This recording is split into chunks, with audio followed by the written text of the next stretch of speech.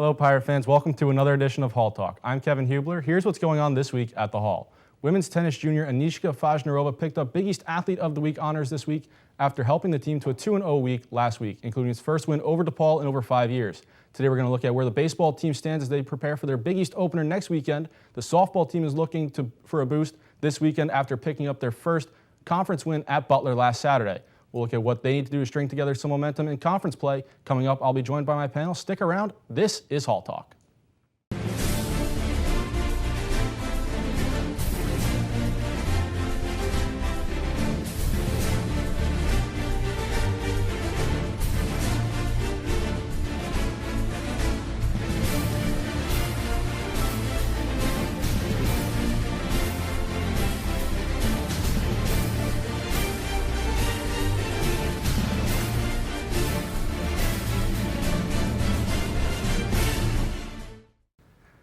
Welcome back into Hall Talk. I'm joined down by my panel, JP Prue and Matt Ambrose. Guys, thanks for being here. Always nice to be here.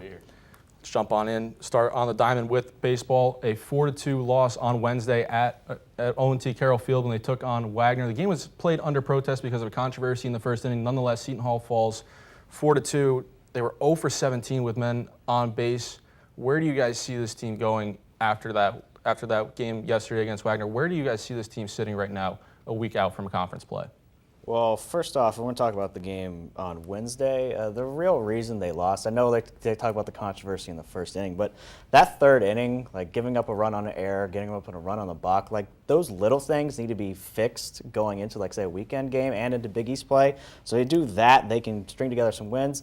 And it was a good day from Ryan Ramiz, though, going 3 for 3.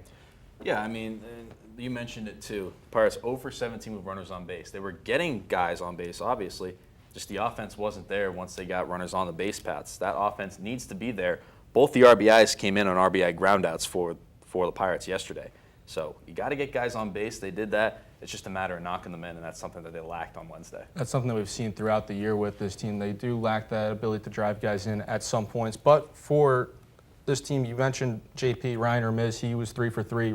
Rob Dodonna also combined with him to reach base 7 times. I mean, you think about these midweek games, Coach Rob Shepard likes to mix things up. He pulled Dodonna at one point midway through the game. It was about the 7th inning when he pulled him out. I mean, how do you see the senior leadership here fitting in for this team when they do play these midweek games? I mean, it seems like these are the times where Rob Shepard likes to work things out, but it seems kind of hard to get momentum right before conference play with that. Well, it's nice to see those two starting to pick up in their play. Like, Ramiz is a streaky hitter as it comes, so if he can come in, get a couple hits during the week games, that he can improve over the weekends. It just depends. Sometimes he'll get out 10 times in a row, or he'll have a day with 3 hits, so it just kind of depends. And you got a senior at the head of that rotation, Shane McCarthy, too, who right now is an ERA sitting at 6. And he's really the only reliable starting pitcher that this Pirates team has, because they've been plagued by injuries all year long. So the Pirates really have to put a lot on his shoulders. He's going to have to come through if they want to make it to the Big East tournament. You know, you got to make it in that top 4 to be going to Ohio and play in that Big East tournament. They're going to have to pick it up over the next couple weeks. And of course, you think about the way that the bullpen, you mentioned the injuries to the pitching staff for Rob Shepard's team yesterday. 6 pitchers over the last 4 innings. Over the last 6 innings, they used 4 pitchers. They held the Seahawks scoreless over those final 6. So maybe that's one bright spot. Another bright spot was Matt Leon, who came in the 9th, got into a little bit of trouble, was able to work out of it himself. But now we'll look ahead to this weekend's series with Fairleigh Dickinson, a doubleheader, 2 7-inning games coming on Sunday for the Pirates. But what's to be expected heading into this final non-conference, one of these final 2 non-conference slates before they take on Big East starting next week? Well, first thing they need to take care of is they need to get the wins. You need to build some momentum and non-conference play. Maybe get a shutout or 2 with your top guys going into the pitching staff, and hopefully the relievers will keep it up, not bringing any guys home. Yeah, I mean, the non-conference games are really where things need to be worked out. A 5.17 ERA for this pitching staff through the first 24 games of the season. 10 games where they've given up at least 8 runs. That cannot happen if this team expects to win games. So look for them this weekend to try and right the ship when it comes with that pitching staff going into Big East. Quickly, guys, where do you see this team at right now? What's the state of this team a month and a half into the season? Well, a month and a half left in the season, 2 months in.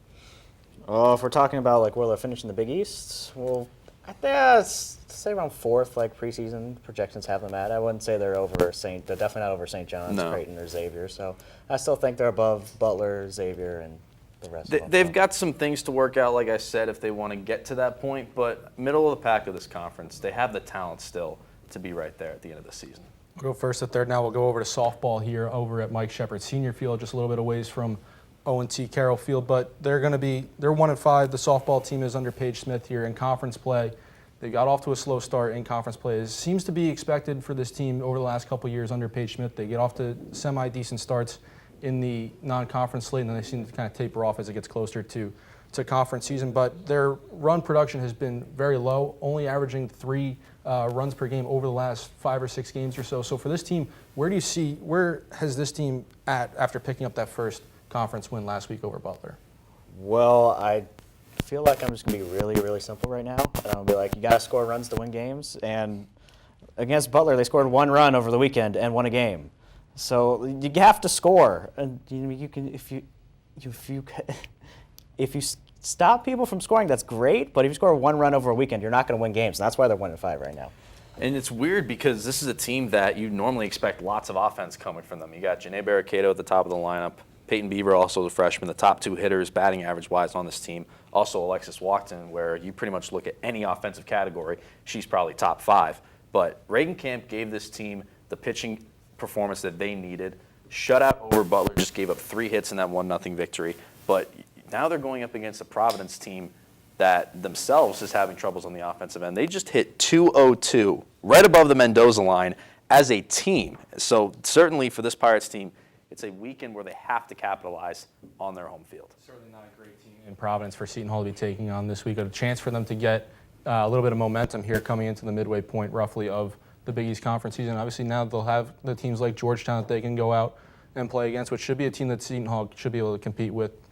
Providence picked up 2 wins against them earlier this year. But for Seton Hall, coming to this weekend series with Providence, the 2 games on Friday with the impending weather coming later on in the weekend, they could be playing Saturday, could be playing Sunday. They don't know where they're going to be playing yet. With the doubleheader coming up, how does Seton Hall need to get the early? What benefit does it give Seton Hall to get the early momentum against a team like Providence?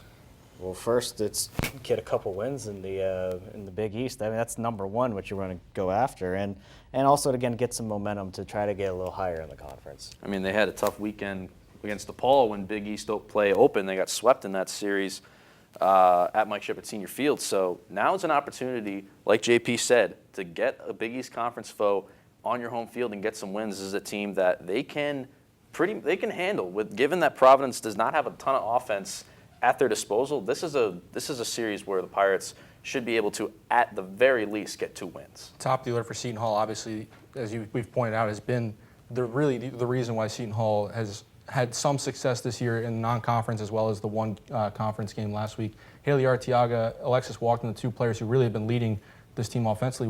Who needs to step up from that bottom half of the order in order to help the top half of the order out? I mean, it seems like that's where you kind of seem to run into a little bit of issues with Seton Hall's offense. You see players like Sarah Foster, who usually rounds out that bottom of the order. She hit leadoff for some points at certain times last year.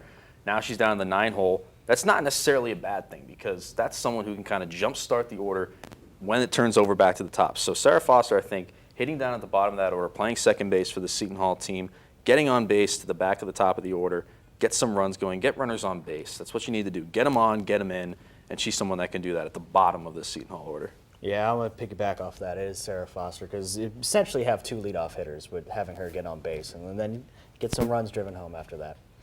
So now we're going to jump across back to the court. If you thought we were done with basketball season just because March Madness was over, well, then you're going to be wrong because there are 3 seniors on the Seton Hall men's basketball team who are going to be graduating. They have professional aspirations. Kadeen Carrington, Desi Rodriguez, Angel Delgado, all invited to the Portsmouth Invitational, the top 64 seniors in the country who get to go to this tournament to compete in front of pro scouts.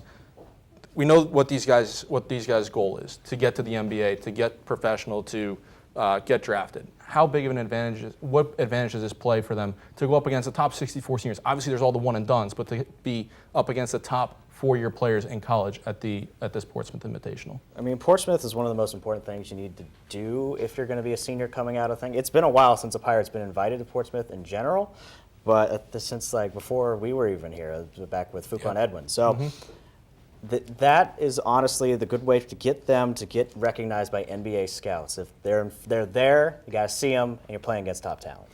And it's just another way you get more eyeballs looking at these three seniors who, like you said, have professional aspirations. And you're going against, like you said, 64 seniors. So these are players that have experience. There may be other talented players that were in college basketball this year, but you saw it when you watched the NCAA tournament. Experience plays in March. So these are 64 seniors, very well-natured in this college basketball, in the sport. So it's just another test for them to show what they have and what they could offer to professional leagues. Now, we obviously know exactly what this team, what these three seniors can do watching them for 4 years, but we know that they have what talent they have. We know what the talent the class of 2014 brought in for Kevin Willard. Is there another member, already one drafted in Isaiah Whitehead, is there another member of this 2014 recruiting class that gets drafted this year? Well, if there is, it'll probably be Angel in mid to late second round. It depends. I mean, he's getting more tape, and that only helps.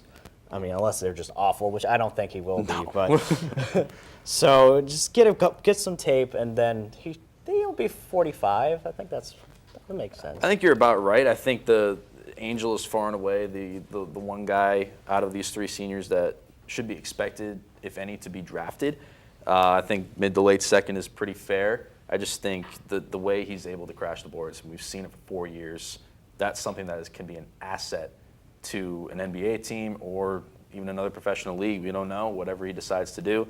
But going to this Portsmouth Invitational, like you said, getting more tape, getting more reps never hurts. And obviously, we know Angel has improved on that athleticism that he brought into college. Wasn't the greatest athlete in the league when he came in as a freshman. He's improved on that, especially in his senior year. But that's going to be all the time we have here on Hall Talk. For JP Prue and Matt Ambrose, I'm Kevin Hewler. Make sure you tune in next week for another edition of Hall Talk.